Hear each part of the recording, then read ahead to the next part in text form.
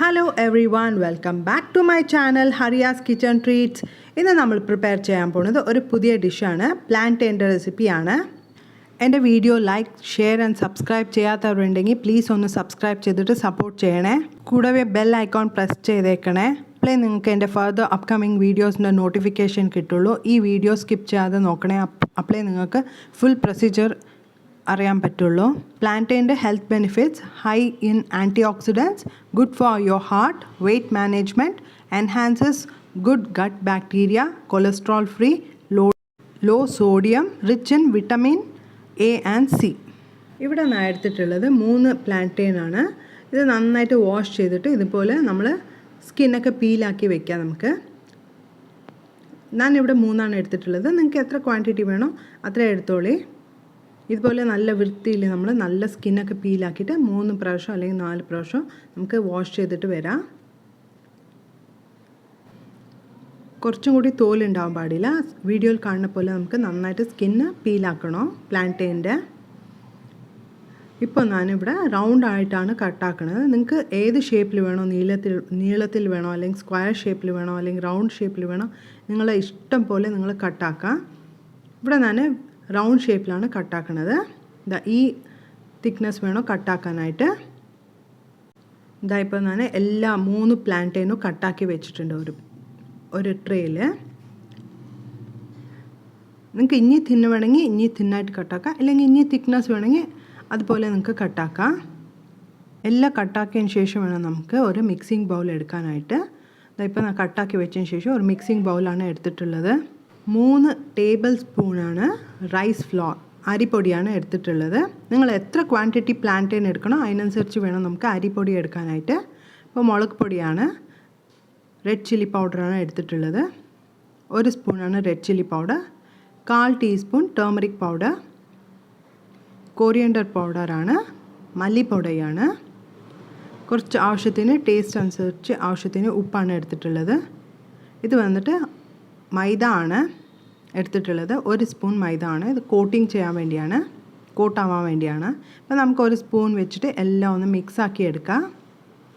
ഇപ്പോൾ നമ്മൾ ആവശ്യത്തിന് വെള്ളം ഒഴിച്ചിട്ട് ഇത് ഒരു ബാറ്ററാക്കി എടുക്കാം. വെള്ളം കുറച്ചായിട്ട് ഒഴിച്ചിട്ട് ഒരു തിക്ക് കൺസിസ്റ്റൻസിയിൽ ബാറ്ററാക്കി എടുക്കുക. വെള്ളം കുറച്ച് ആഡ് ചെയ്തിട്ട് നമുക്ക് കൺസിസ്റ്റൻസി നോക്കിയിട്ട് വെള്ളം ആഡ് ചെയ്തിട്ട് അതുപോലെ നമുക്ക് മിക്സാക്കി ബാറ്ററാക്കാം. ഒരേ പ്രാവശ്യം കുറേ വെള്ളം ഒഴിച്ചാൽ പിന്നെ അത് അങ്ങനെ ഫുള്ള് ലിക്വിഡായി പോകും. അതാണ് പറയണത്. ഇത് ബിഗ്നേഴ്സിനാണ് പറഞ്ഞത്. ഇതുപോലെ 1 സ്പൂൺ വെച്ചിട്ടോ അല്ലെങ്കിൽ കൈ വെച്ചിട്ടോ നിങ്ങൾക്ക് മിക്സാക്കി എടുക്കാം. കുറച്ച് വെള്ളം ആഡ് ചെയ്തിട്ട് നമുക്ക് ഏത് കൺസിസ്റ്റൻസി വേണോ അതിനനുസരിച്ച് നമ്മൾ ബാറ്റർ മിക്സാക്കാം.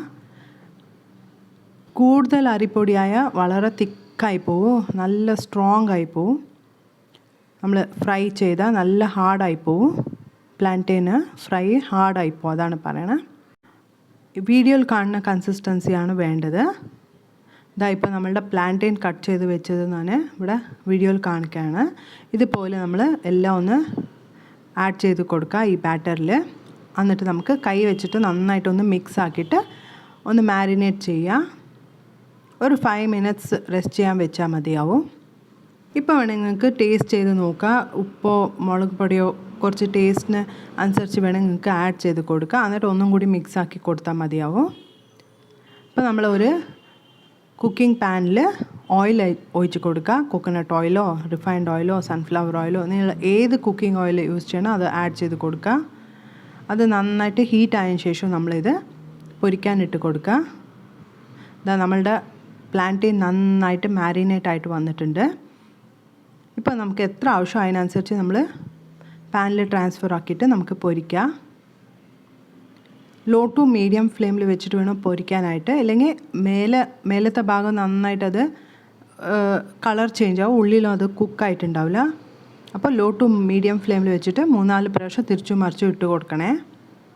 വളരെ ടേസ്റ്റിയാണ്. കേർഡ് റൈസ്, സാമ്പാർ റൈസ്, അല്ലെങ്കിൽ ഒരു ചീരക്കൂട്ടാൻ, അങ്ങനത്തെ വെജിറ്റേറിയൻ ഡിഷിനോ എല്ലാത്തിനും വളരെ ടേസ്റ്റി ആയിട്ടുള്ള ഒരു സൈഡ് ഡിഷാണ്. ഈവനിങ് സ്നാക്സായിട്ടോ കുട്ടികൾക്ക് സെർവ് ചെയ്യാം. ട്രൈ ചെയ്യാത്തവരുണ്ടെങ്കിൽ ഒന്ന് ട്രൈ ചെയ്തിട്ട് അഭിപ്രായം ഒന്ന് അറിയിക്കണേ. ഇത് കുട്ടികൾക്കും വലിയ ആൾക്കാർക്കും എല്ലാവർക്കും ഒരുപോലെ ഇഷ്ടപ്പെടും. അത്രയും നല്ല ഒരു ടേസ്റ്റി ആയിട്ടുള്ള ഒരു റെസിപ്പിയാണ്. എൻ്റെ ചാനൽ സബ്സ്ക്രൈബ് ചെയ്യാത്തവരുണ്ടെങ്കിൽ പ്ലീസ് ഒന്ന് സബ്സ്ക്രൈബ് ചെയ്തിട്ട് സപ്പോർട്ട് ചെയ്യണേ. ഈ വീഡിയോ ഫ്രണ്ട്സ് ആൻഡ് ഫാമിലീന് ഷെയർ ചെയ്യണേ. വീഡിയോ ഇഷ്ടപ്പെട്ടിട്ടുണ്ടെങ്കിൽ please hit the like button. ഇപ്പം നമ്മുടെ പ്ലാന്റെയിൻ ഫ്രൈ നന്നായിട്ട് ഫ്രൈ ആയിട്ടുണ്ട്. ഇപ്പം നമുക്ക് കോരി മാറ്റാം. നിങ്ങൾക്ക് വേണമെങ്കിൽ ഒരു പ്ലേറ്റിൽ ടിഷ്യൂ ഇട്ട് കൊടുക്കാം. അപ്പോൾ എക്സസ് ഓയിലൊക്കെ അത് അബ്സോർവ് ചെയ്തോളൂ, ടിഷ്യൂ പേപ്പർ. നമ്മളുടെ tasty and yummy plantain fry ഇവിടെ റെഡിയാണ്. വളരെ ടേസ്റ്റിയാണ്, വളരെ ക്രിസ്പിയാണ്. Thanks for watching.